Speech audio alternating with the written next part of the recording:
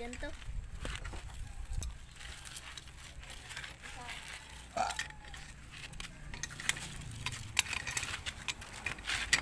Hindi kasi mali yan.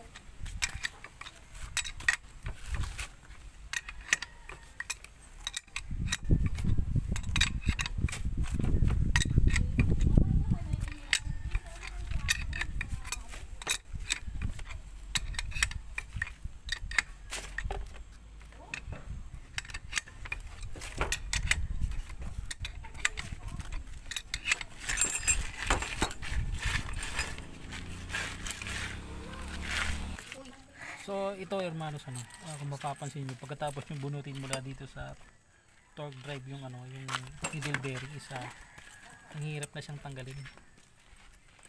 So para matanggal sa pipisain mo lang sa dito ng plies. Pisain mo lang dito ng plies para bumalik sa dati niya.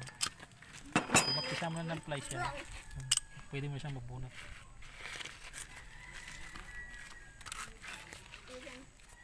So ito yung ito yung actual na na size ng Salahan mo lang.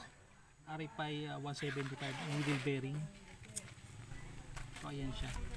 So tinanggal ko lang siya para i-lubricate tapos i-inspect kung okay pa siya.